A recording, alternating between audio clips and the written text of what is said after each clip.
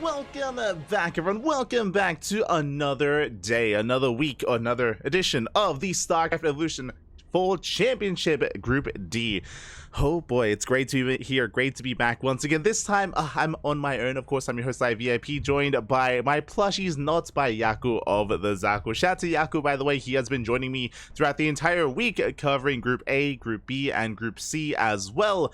But that is usually at a different time slot, a different time zone. Here we are a little bit earlier in the day, or later, depending on where you are in the world, covering the finale of the group stage. Oh boy, here we go. So Group D is upon us. Again, we do have a very jam-packed schedule over the next couple of days, which is why we do have to squeeze in the remainder of the group stage here and now. So I do apologize for that, I'm sure Yaku is going to be tuning in, or at least catching up on the results, catching up on the VODs, and I'm ready, I am excited here. Again, it's been an amazing group stage so far. For those that are curious, what is the StarCraft Evolution League? This is of course the main event of the year for a mod for StarCraft Evolution. It is a mod that brings together StarCraft 2 and StarCraft Brood War. Not necessarily like a carbon copy of StarCraft Brood War. Of course, it is in the engine of SE2, and it has also been adjusted and patched to try to balance the game to go up against and go head-to-head with SE2 as well. So we do have regular patches and regular updates to the mod, and it has all come to this, to the Fall Championship, or the Winter Championship, depending on how you look at it. regardless, it is great to be here, great to be back. Again, this is the final group. We've had 3 groups already. This is the final group to determine which final 2 players make it into the playoff bracket. For those that are curious, the playoffs are going to be played in less than 24 hours. Less than 24 hours is going to be the quarterfinals, followed by the semifinals and grand finals the day afterwards. We will not be able to cast the playoffs live, unfortunately. We're going to be covering them also via replays. I believe the playoffs are covered by Behemoth. I believe Behemoth is going to be the official English caster. We are going to be covering other events. We have as always, we're going to be casting, but casting something else, and we're going to be going over the Fall Championship via replays like 8 hours later or so, like not even 24 hours after the event takes place. We're going to be live here on the channel at this time slot. Actually, at this very time slot is when we're going to be live tomorrow and the day after for catching up on all of SEL. So that is the plan. Meanwhile, as we jump into Group D, what exactly is Group D? I got you, Pappy, I got you. So switch our scenes over and have a look at the group itself. Here we go. We have 4 amazing players. We have 2 Protoss, I said 2 Protoss. One of each race. Technically, one of each race. We have a Protoss, we have a Zerg, we have a Terran, and we have a random. All things balanced, as they should be, Pappy, as they should be. I'm just catching up in the chat. Shout out to Bekoeta in the chat. I see 16 Swords Seki, Kuro, C Grail as well, BBQ. Shout out to Angry, by the way. Don't want to gloss over it. Big shout out to Angry SC. Babi share my Jendobre. Thank you so Jenkuya, Babi. Thank you so much for the raid. Hope you had a great stream, hope you had a great ladder session, hope you had a great time, and welcome one and all to the StarCraft Evolution League Fall Championship. Again, we have our 4 players here. We have a Protoss, Zerg, Random, and Terran. We have Dark, Ateshi, Ubu Thermal, and Hon Mono. Now, I should reiterate, I should actually emphasize, Ubu Thermal, he's only half random. He's only half random. What does that mean? What's a half random? He is only random as SC2. So for those that are curious, in this league, depending on, you know, I guess your opponent in a way, you might play SC2 race, you might play a Brood War race. For SC2, Euthermal is rolling random. For Brood War, Euthermal is rolling Terran. So Euthermal, he is solely playing Terran whenever he has to play Brood War, but whenever he has to play SC2, that is where he can roll the dice and play random. So half a random player. Half random, half Terran. There you go for Euthermal. Otherwise, you have one of each race.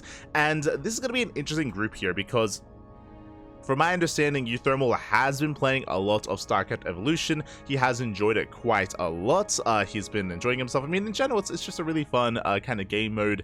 And I think he even expressed his own opinion recently, a couple of days ago, that out of all the new RTSs that have been coming out, Battle Aces, Zero Space, Stormgate, Immortals, Gate of Pyre, Euthermal, he's enjoying SC Evo more than all of those.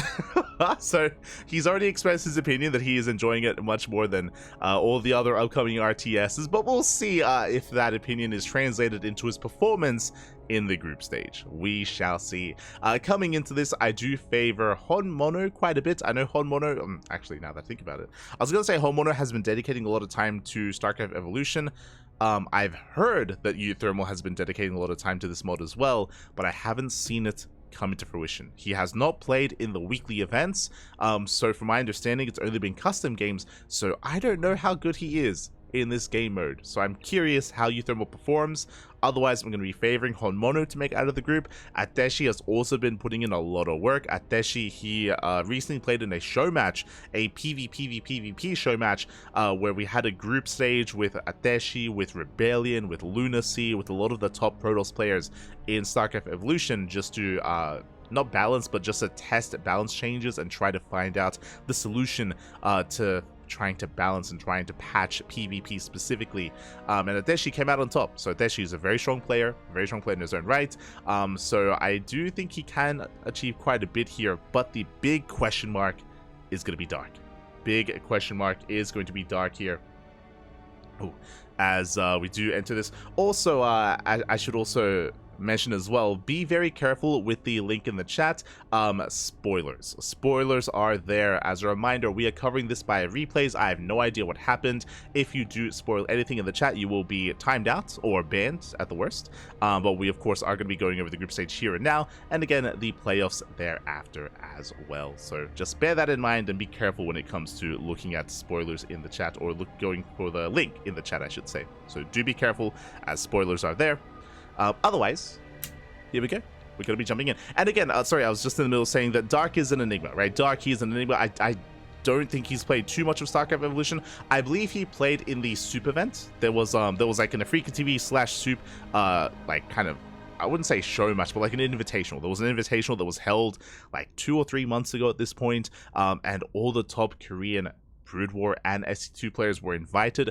Dark was among them. So Dark, he has played this mode in the past, but outside of that show match, outside of that invitational, I don't think he's actually played too much of it. So I'm curious how he plays on the fly. I'm very curious here. We kind of got a glimpse of that yesterday, casting Skilless and Spirit, where it did seem like they were kind of playing off the cuff and trying to like adjust on the fly to their opponents and try to figure things out in real time, which was really fascinating to see, to some success and to some failings. I'm curious if Dark is similar.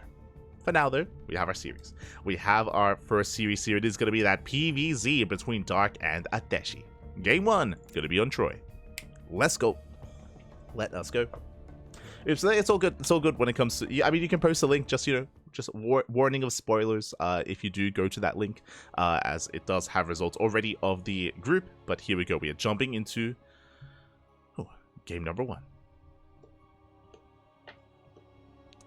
Here we go. As a reminder as well, this is a GSL group, not round robin.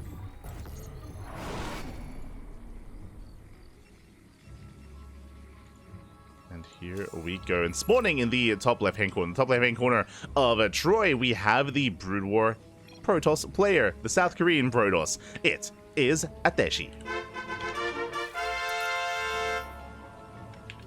And spawning in the bottom right-hand corner, we have the blue Zerg player, the SC2 Zerg from South Korea representing Talent Esports. It is Dark. Here we go. Our PvZ is upon us. And again, we're going to be loading into Troy. Troy is a map that has been ported over from Brood War. It did originate in Brood War, has been brought over to SC2 or SC Evo. And what is this map? This is a 4-player spawn map. You can spawn in top right, bottom left, top left and bottom right. Each corner of the map is a possible spawn location, so it is on our players to figure out what exactly is going on. So Dark is going hatch first, likewise you do see Ateshi going for Nexus first as well. Makes sense to cut corners, makes sense to be greedy, because the chances your opponent going for an all-in is quite low. Not impossible, but it is a big gambit. It's a big gamble to try to be hyper aggressive on this map. We do see Dark, he sends his first overlord towards top right, second overlord towards bottom. No, never mind. Ooh, okay. Usually Zerg players will send out both their overlords to scout, but looks like Dark is going to be keeping that overlord here over his natural to make sure that he doesn't get cannon rushed or that he doesn't get cheesed. So Dark is only moving out with the singular move out here on the right hand side. Meanwhile, shout out to the other observers, of course, in other languages. They were covering this. I believe Fruit Bunker is that Funka? I want to say that's Funka. I can't quite recall. But for now, we do see Ateshi scouting bottom left, confirms Dark is nowhere to be found, and Ateshi with the probe scout will get eyes on Dark. So he'll finally piece it together here. Overlord likewise, barely does not spot the probe, and for all Dark knows, it could be a cross-spawn scout or a diagonal scout. Oh boy. Could be horizontal, could be diagonal. Dark does not know. Not yet. As Dark is going into his pool, into his gas geyser as well, Dark just happily droning. Likewise, Ateshi settling into his own build as well. Now, when it comes to this matchup, when it comes to PvZ, we do often see two different kind of tech routes, which shouldn't be too surprising to you, but either Charged.Archon or Dragoon into Disruptor, but typically Dragoon-based openers are very much so commonplace here in this matchup, and it should be the direction that Ateshi does head in. From the side of Dark, I'm curious how he approaches this. We have seen some success when it comes to Roach Ravager-based all-ins, but on a map as large as Troy, and with cross spawns like this, I mean, I feel like we might have to head towards a longer game state as Ateshi opens up Stargates. Okay, that I was not expecting. It is going to be a Stargate opener out of Ateshi, and I'm curious if we're going to be opening up with a Scouts, and the goal I would imagine with a Scout-based opener would be to hunt down the Overlords. To hunt down the Overlords here, to chase them down. Same with the Corsair-based opener as well. I would imagine that's the direction that Ateshi is going in, but this is something that we actually have not seen too often here in SEL. If you've been tuning in, I mean, for those that are curious, we have been casting SEL every 2 weeks when it comes to the weekly Open Cups. Every single edition we have been casting live. Likewise, we also cast the qualifier for this event as well. And it is quite rare to see a Stargate opener. There it is. It is the Scout. The Scout is on the way. For those that are curious, the Scout is a very unique unit. Has some pretty good anti-air. And can do a great job at hunting down Overlords. It does shoot down. It can shoot ground-based units as well, but the anti-ground attack is very low. It's very low here for the Scout. So really, it's mainly just used to hunt down Overlords and to provide or to maintain map control. Kind of like a Phoenix opener. Meanwhile, it's an all-in. Dark, I assumed he was going to be going for a more macro game because of how large the map is, but no, Dark, he doubles down. We have a Nidus Worm on the way. It's going to be a Link Queen Nidus all-in out of Dark. No third base to be seen, not yet, as it's now being taken, but that should just be for Larva. Now, the problem with this, though, as Dark is getting ready for a Nidus-based all-in, is that he needs vision, and the vision is being denied. Overlords are being hunted down by the Scouts. That's already one Overlord going to be falling. Meanwhile, my apologies, I didn't really even realize it's double Stargate Mass Scout. Ooh, that's a little bit scary. That's scary for Ateshi, because on the one hand, yes, he's hunting down Overlords, which is good. He already found one Overlord. He's denying the Nidus Worm, but defensively, against Links and Queens, the Scout is not really going to do much. And here we go, the Nidus Worm gets thrown down. The Scout, we just mentioned, has very, very, I would even say pitiful anti-ground attack. Like, it doesn't really do much damage at all to ground-based units. And now he knows. Now he sees what's going on, and now it might just be too late. You can see they're tickling the Nidus Worm. Yeah, Lings, they have arrived. Queens pop out as well. We have +1 air attack on the way. More Scouts, but alas, that's not what Ateshi needs. It looks like Ateshi was getting ready for a longer game. Say the Queens are pushing forward. The shield batteries have this, but there is no shield battery overcharge. The shield battery is running out of energy. Is running out. And yeah, the Scouts are going down. The Queens, they overpower the Scouts. And there's just so many more Lings behind us. The Queens are a little bit thick. They do plug up those Lings, but there we go. They do float on through. Another Scout going to be falling. Ooh, does fall. 2 more Scouts left. And you can see here that, again, the Scouts are not really helping. Not really helping here at all. We have 4 shield batteries. Oh my god, that's a lot of shield batteries finishing up. And that is actually going to be buying time and forcing Dark back. Oh, never mind. I forced him back for a moment just because there's a Nidus Worm. A Nidus Worm into the main base. Lings, they flood in. The wall has been broken. The main base is compromised. He's going for the kill. He's going for the Nexus and the Stargates. Queens, they pop in. GG gets called. And Dark will take game number 1. Whew. GG. Oh my god. GG, well played. Dark will take a lead in the series, and again, it did look like Ateshi was getting ready for a longer game state. Scouts, as you can imagine, they do an amazing job at gaining map control. They give you map control by hunting down Overlords. They are able to, of course, as their name suggests, scout their opponent as well, get a read of what's going on. As he was getting ready for a longer game, his ground army or his main army was lacking because he wasn't really expecting an all-in. This is also a little bit on Ateshi because the reality is that he didn't scout it across the map. He wasn't aware if there was a third base, he wasn't aware of the saturation, he wasn't aware of what Dark was up to. What I will say though is that I do think it is a little bit more difficult to scout as Brood War Protoss. Like when I think of Protoss scouting in PvZ, I think of the Adept, right? The Adept is very fast because it shades across the map, it's very nimble, it's very mobile, and typically in a standard SE2 PvZ, you have the Adept, and its role early on is to get eyes on the gas mining, on the saturation, and on the third base timing. You know, that's the role of the Adept, and it does it quite well, and it leads into the Oracle, and the Oracle, you know, also its job is to zoom quite quickly across the map to also scout as well. These are tools that Brood War Protoss does not have, and you have to rely on other units. You have to rely on like an early Zealot move out or earlier probe scouts to check for third base locations. You'd have to approach things in a bit of a different way, and Ateshi did kind of skip all of that, right? He cut all those corners and was punished. And with that, GG, well played. Dark takes a lead in the series, and now we're getting into game number 2. Let's go. Let us go. As we are getting into the rest of the series, I do see someone asking in the chat, are we casting the qualifier for Master Coliseum? Do you even have to ask? I mean, of course we are. What do you mean? Aye. The answer to that, of course, as we always cast all the qualifiers for Masters Coliseum. We have done so for the last couple of years, and we will continue to do so this year as well. Always, Maki, always. As we are getting into game number 2, and spawning in the bottom left-hand corner of Leylines, we have the South Korean Protoss player, the Red Protoss. Representing clan Akutan? Do I want to know what that is? Oh, no. It is Ateshi. And spawning in the top right-hand corner, we have the Brood War Zerg player, the Blue Zerg representing Talon Esports, leading the series 1-0. It is Dark. Here we go. So Dark is now forced to play Brood War. For those that are curious, it is loser's pick. It is going to be loser's pick. So Ateshi, upon losing game 1, he has chosen to play SE2 Protoss instead. And this means that Dark will have to take a different approach, and I'm most curious as to how Dark does approach this build. Again, it is very common in StarCraft Evolution for the Brood War Zerg player to go into an earlier macro hatch, to rush into Ling speed and to play Ling Hydra. Is Dark aware of the meta? Is he aware of the builds? I'm sure he did put some time and effort into learning and practicing, but how much experience does he have? There it is, macro hatch has been thrown down. So far, it looks like a standard opener. Looks like standard opener so far in the Dark. Meanwhile, Ateshi back home going for the Gate Expand into his tech of choice. Again, with SE2 Protoss, we should be seeing like a Stargate opener into Oracles with some Adept harass. I'm curious if Ateshi mixes it up and maybe tries to embrace something like Adepts. Now, we have seen Glaive Adepts wreak havoc. If you recall, we did cast Shin's group earlier this week. We casted Shin versus Mana, and Mana did actually slip Shin up, did take a map off of him with Glaive Adepts when Shin was playing when he was playing Brood War Zerg. Again, Brood War Zerg have a bit of a harder time keeping up with Adept harass. The reason for this, no queens. No queens, no roaches. With Ling Hydra, as you can imagine, Adepts can have a much easier time trading and wreaking havoc. Not saying it's an insta win or anything like that, but it is much more difficult to deal with as the defending Brood War Zerg, so we'll see if Ateshi does embrace that or if he goes for a different direction. For now, Stalker first. That's a tell.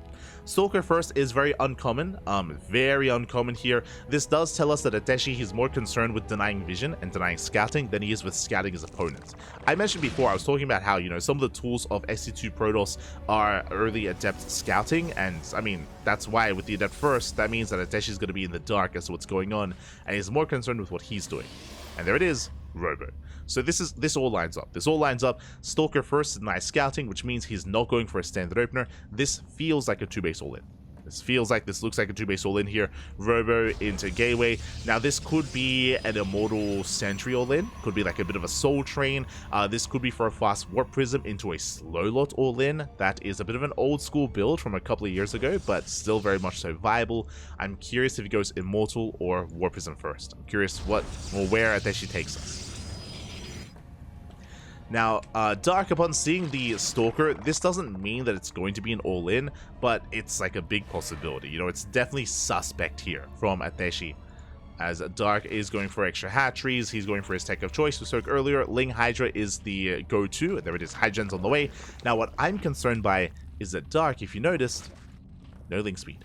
He skipped Ling speed here to rush into earlier Hydras, so bold move out of Dark. It does mean that he's going to have earlier Hydras to defend. That is true, as Hydra speed is on the way, but it also means that... Oh, sorry.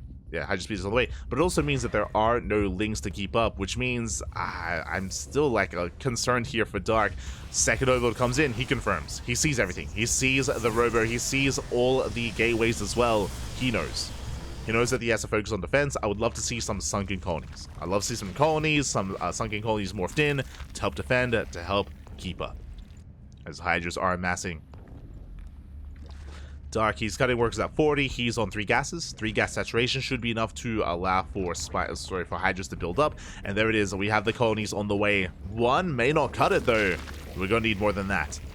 Meanwhile, Stalkers are moving out. Then he comes out War Prism, no Immortal, so it's going to be a Prism and I believe a 4-gate Vanilla Stalker all in on 2 bases. And there it is. We have Stalkers morphing in. We have some slow lots as well to help buffer, to help tank.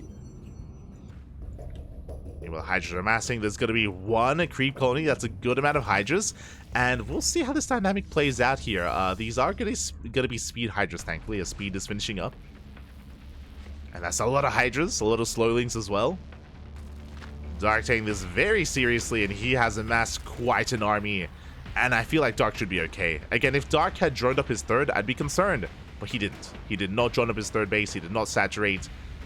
He's massing up Hydras, and he should be ready for this. As Ateshi does poke in. Dark collapsing forward. It does start to step forward here with those Hydras. Does take down all of the Zealots at least. And now he's going for the Stalkers.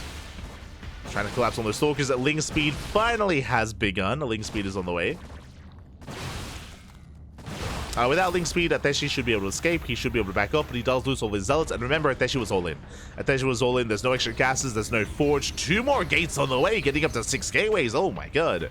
That's a lot of gateways here for Ateshi, but can he make use of them? Does he have the resources here to warp in? With the Stalkers, they can out-trade the Hydras. Bear that in mind. Especially with some blink control with the War Prism. Nice juggling. The armies are comparable with each other. Dark, he backs off. He's waiting for upgrades. +1 air attacks, sorry, +1 range is on the way. And Dark is droning. I do think that Dark could have started droning earlier. I will say that. I do think that this droning is a little bit delayed here for Dark. But thankfully, he is still droning. He at least is droning up. He's saturating his 3rd base. And now he can get into a longer macro game and embrace all these upgrades. So Dark, he's building up, getting to a longer game state. Ateshi, he is still committed. He is still committed here. Did take extra gases. This means that now he can reinforce with extra Stalkers and less Zealots. Well, now that he has more gas. Hunts down the Overlord. And Ateshi's been building up a terrifying army. Meanwhile, Dark, he does move out. Has a terrifying army himself. In a head-on fight. If Dark is able to surround, I do favor him in this next engagement. There we go, he does push in. And collapses on the army. Starter steps forward, going for the Prism. Up! The Prism! Oh, Prism goes down. It was full as well. Massive pickup. GG gets called. And Dark will overwhelm. GG. Dark, he doesn't just overwhelm, he takes the series 2-0, advancing on to the winners match. Congratulations, my apologies to Ateshi here.